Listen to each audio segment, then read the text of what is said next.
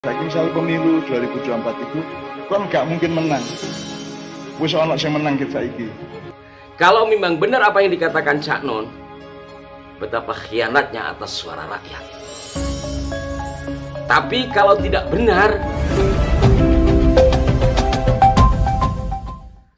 Assalamualaikum warahmatullahi wabarakatuh. Salam jumpa, salam sejahtera untuk Anda semua. Saudaraku sekalian, para pemirsa Arah 9 Channel, beberapa hari ini dan sampai hari ini media sosial kita, bahkan di media online, ramai tentang perkataan seorang budayawan yakni MH Ainun Najib atau Muhammad Ainun Najib yang akrab disapa Cak Non atau Mbah Nun, terkait dengan perkataan beliau yang menyatakan bahwa negeri ini telah dikuasai oleh Fir'aun bernama Jokowi dan seterusnya, yang mungkin Anda sudah mafhum. Yang dari video ini kemudian muncul lagi video permintaan maaf beliau terhadap mereka-mereka yang terciprat sehingga menimbulkan keresahan, kurang lebih seperti itu. Awalnya saya tidak ingin untuk membahas hal ini di kanal Arah 9, walaupun saya sendiri diundang salah satu teman kami untuk podcast di salah satu kanal YouTube ya. Kenapa? Karena memang sudah banyak yang mengomentari hal itu.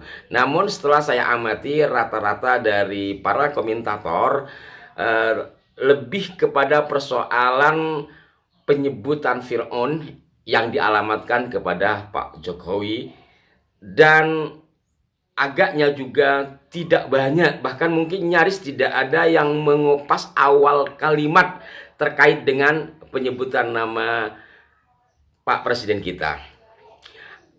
Atas penyebutan nama Presiden kita yang dalam tanda petik disamakan dengan Fir'aun, tentu siapapun insya Allah akan menolak ya, termasuk saya, walaupun saya merupakan satu dari sekian juta orang yang menjadi penggemar Cak Non.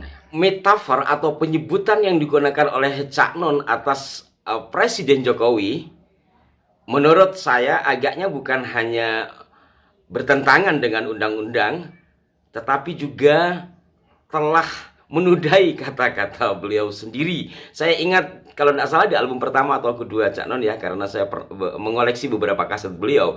Jadi beliau menganjurkan kepada kita atau pendengarnya untuk berlaku benar dan baik.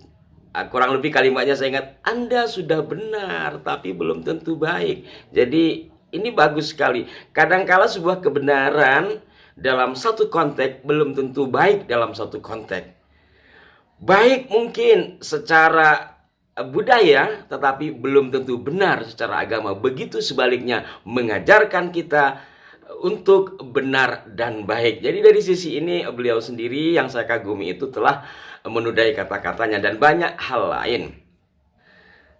Namun demikian para pemirsa sekalian, saya tetap berusaha melihat hal ini dari sisi tengah, karena beliau seorang budayawan, sastrawan. Saya coba melihat dari sisi sastra. Di dunia sastra itu ada peristilahan memanusiakan manusia. Ini saya sampaikan ketika salah satu teman kami menuduh sudah tidak cinta lagi sama Cak Non karena mengkritisi hal ini.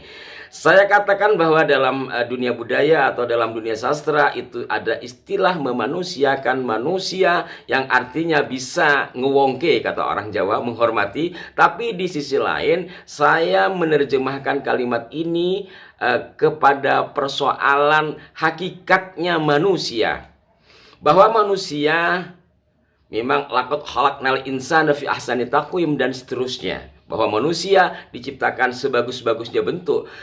Tapi di sisi lain manusia juga bisa innal insana lafi khusrin illal ladzina amanu wa amilus salihah. Kemudian manusia juga diajarkan untuk wa tawassaw bil haqq wa tawassaw bis sabr. Kemudian ada kalimat yang umum kita dengar dan rasanya ini cukup tepat, bahwa al-insanu mahallul khata'i wan nisyan, bahwa manusia tempatnya salah dan lupa.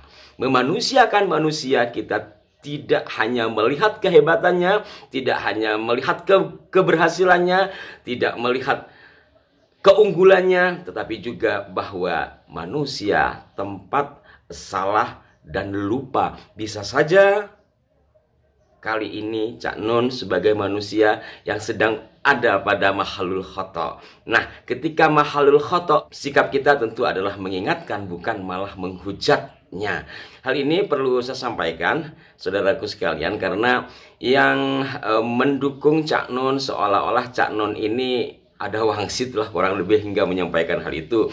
Kemudian yang mengkritik beliau berlebihan sampai mengunggah foto-foto lama dan sebagainya lah, ada tuduhan-tuduhan yang menurut saya tidak mendasar. Nah, inilah silang sengkarut yang penting untuk kita hindari dan penting pula untuk saya sampaikan kepada saudaraku sekalian pemirsa Arah 9 Channel. Nah, di luar konteks hal tersebut, kembali lagi pada ulasan di awal adalah kenapa Cak Nun mengibaratkan Pak Presiden kita yang terhormat dengan nama seorang tokoh yang secara umum kita kenal adalah tokoh yang jahat. Walaupun nanti Fir'aun itu dikatakan adalah Fir'aun yang baik, karena Fir'aun yang ada di Al-Quran itu adalah Ramses II.